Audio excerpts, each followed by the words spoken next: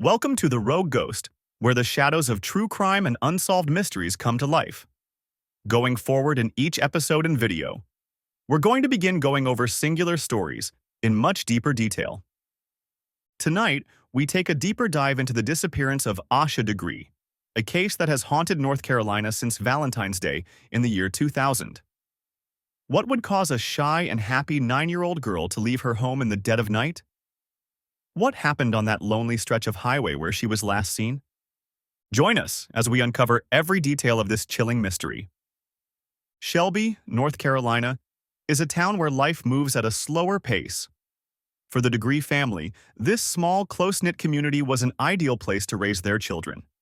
Harold and Equila Degree worked hard to provide a stable and loving environment for their two kids, Asha and her older brother O'Brien. The family lived modestly but comfortably, emphasizing faith, education, and family values.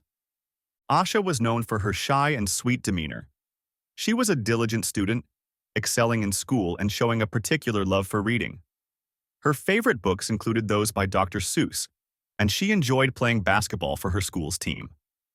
Her parents described her as cautious, afraid of the dark and thunderstorms, making her decision to leave the house that night even more perplexing.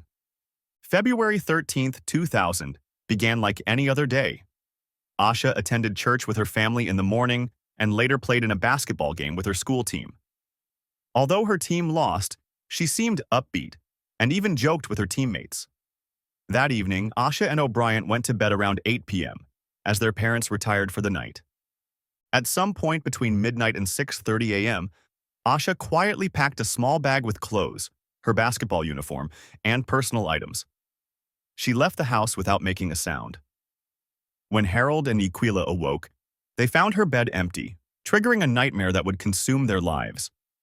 The Degree family immediately contacted the police, who began a neighborhood search within hours. Friends, neighbors, and strangers joined the effort, combing the nearby woods and roads. The small community of Shelby was shaken. How could a child disappear without a trace? The search continued into the next day, and the first clues began to surface.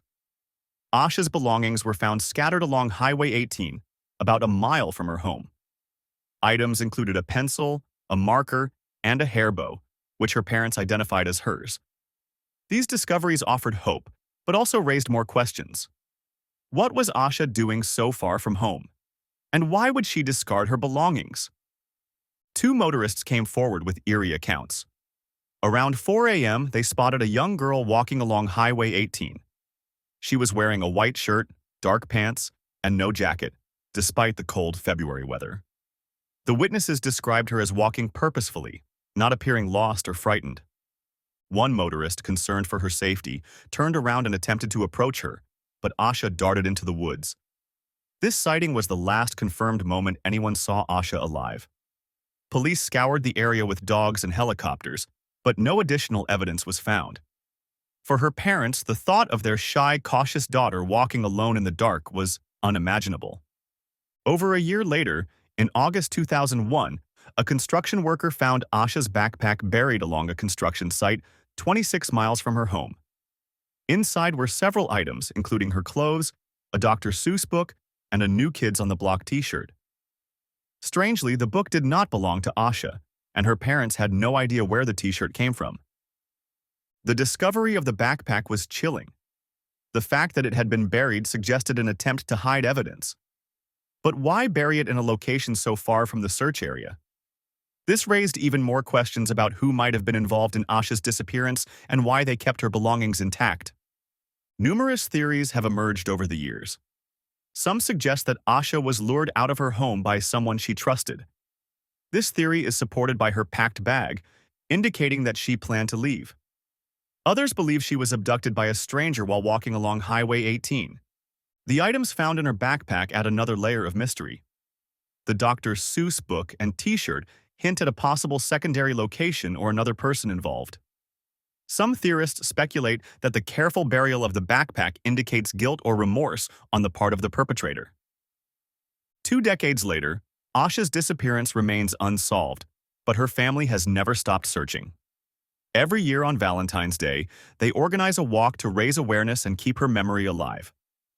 The FBI and local law enforcement continue to investigate, periodically releasing age-progressed images of what Asha might look like today. Harold and Asha Degree remain steadfast in their belief that Asha is still alive. They cling to the hope that someone, somewhere, knows what happened and will come forward with the information needed to bring their daughter home.